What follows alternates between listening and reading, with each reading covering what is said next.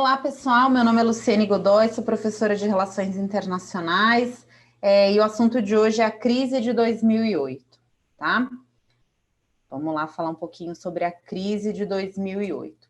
Quando a gente fala da crise de 2008, todo mundo sempre faz uma análise, uma comparação entre a crise de 1929 e a crise de 2008.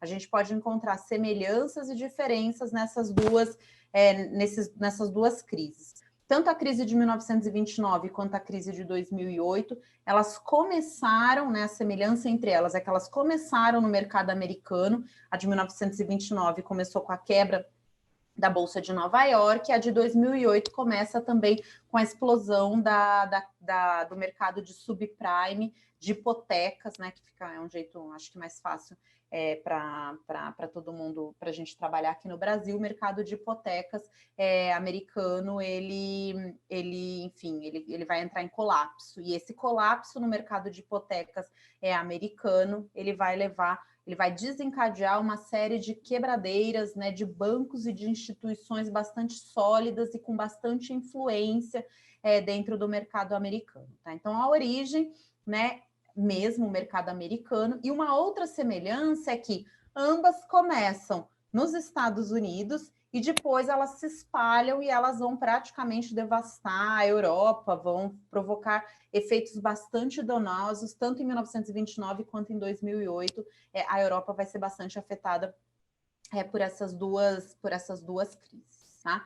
As diferenças começam nos mercados, né? Então, a crise de 1929, ela aconteceu basicamente no mercado de ações, na Bolsa de Valores. Então, havia uma expectativa de que, antes da crise de 29, todo mundo vendia tudo que tinha, né, colocava lá na Bolsa de Valores dos Estados Unidos, e em 3, 4 meses a pessoa duplicava aquilo que ela tinha colocado. Então, a pessoa vendia a casa e em pouco tempo tinha 2 casas. E isso acabou criando uma bolha nesse mercado acionário, e essa bolha, ela explodiu. E ela explodiu quando as pessoas perceberam que isso não estava baseado em nenhum fato real. E como é que isso foi percebido? Quando as empresas divulgaram seus balanços, e aí não tinha ali nenhum lucro extraordinário, nada extraordinário que justificasse essa euforia como um todo. Tá? A crise de 2008, ela começa nesse mercado subprime. Esse mercado subprime nós não temos aqui no Brasil, na verdade nós temos ele de forma ainda bastante embrionária. Tá? Uma diferença nesse sentido de desenvolvimento mercadológico. Tá? Então, é um mercado que começou nos Estados Unidos lá em 1976, que é um mercado de securitização. Tá? Então, quem tiver interesse depois pode pesquisar sobre securitização, que é um mercado basicamente onde as empresas, né? Existem empresas especializadas que transformam um fluxo de dívidas num ativo financeiro. Eu posso securitizar tudo, eu posso securitizar mensalidades de universidades, eu posso securitizar parcelamentos de compras feitas por uma grande companhia, e eu posso securitizar, que é o que é mais clássico, os pagamentos a prazo, as compras, né, a prazo que são feitas dos imóveis, né, que é o mercado onde você tem a maior securitização, tá? Então, uma crise começa no mercado acionário, a outra crise vai começar no mercado imobiliário. Para os Estados Unidos, para o mercado americano, o mercado imobiliário ele é fundamental. Então, ao contrário do que a gente tem aqui no Brasil, que a gente parcela as coisas e faz tudo em 10 vezes, em 5 vezes, em 7 vezes, no mundo não existe essa coisa de parcelamento, tá? Isso é coisa de brasileiro. Nos demais países, as pessoas tomam um empréstimo. E nos Estados Unidos, a pessoa, quando ela quer fazer uma viagem, ao invés dela parcelar em 10 vezes, ela vai no banco e toma um empréstimo e paga essa viagem, né? E faz exatamente como a gente faz aqui no Brasil, paga a viagem, e aí depois ela fica pagando aos pouquinhos para o banco. Só que, ao contrário do que tem aqui no mercado brasileiro, essas parcelas, essas prestações, elas têm uma garantia, e a garantia é a casa das pessoas. E as pessoas, elas vão sempre hipotecando a casa, porque uma hora ela quer viajar, depois tem que pagar as mensalidades. Lá não existe o conceito de mensalidade escolar, né? Você tem que pagar 1 ano de faculdade, 1 ano de colégio, tudo adiantado.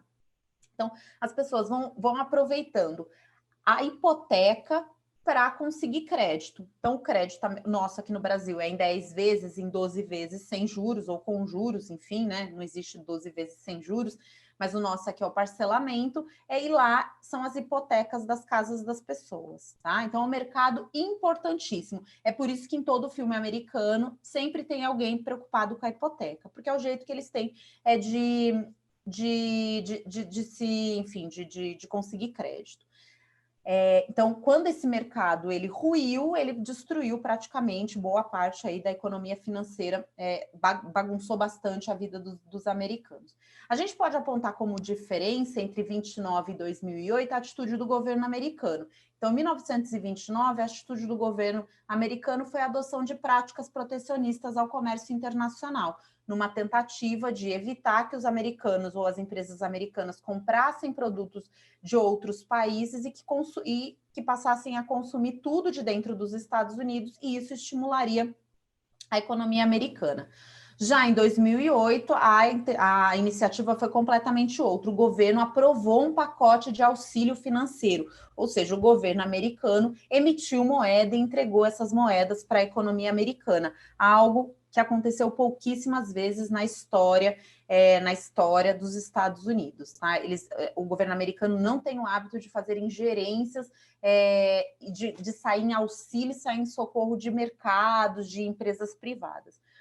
A exemplo do que aconteceu na crise de 1929, essa crise ela afetou a Europa, ela acabou chegando na Europa, o símbolo da crise foram os PIGs, Portugal, Irlanda e Grécia, que tiveram muitos problemas financeiros. A Grécia não se recuperou até hoje, mas também, né, ao contrário do que normalmente acontece, dentro da Europa, ao invés dos países eles pedirem ajuda e auxílio ao FMI, que seria a solução, né, e o caminho mais usual, eles resolveram criar esse Fundo Europeu de Estabilização Financeira. É como se a Europa criasse um fundo parecido com o FMI para resolver os assuntos da Europa, né? O que causou aí um certo estranhamento, porque sempre que os países menos desenvolvidos precisaram de dinheiro no cenário internacional, sempre que tiveram que usar o FMI e se subordinar e se submeter às condições do fundo. E aí, quando são os europeus que precisam,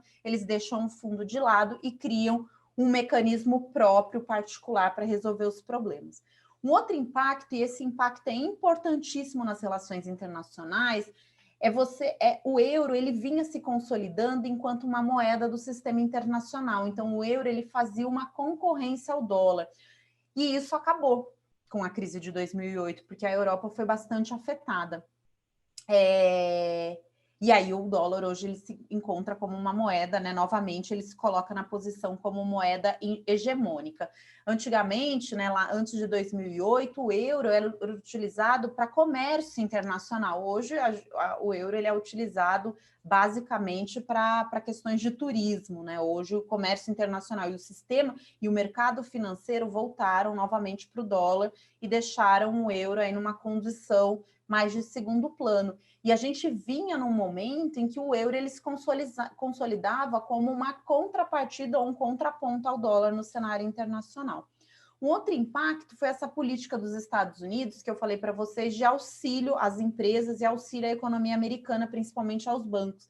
Ela tem um nome, ela se chama Quantitative Easing, que na verdade, traduzindo, é uma ampliação monetária. Só que é uma ampliação monetária de dólar, de moeda internacional. Então, essa ampliação monetária feita pelos Estados Unidos para resolver o problema dos Estados Unidos, ela acaba tendo um impacto internacional que vai ser sentido aí em várias esferas e pode ser sentido pode ser analisado sobre diversas perspectivas.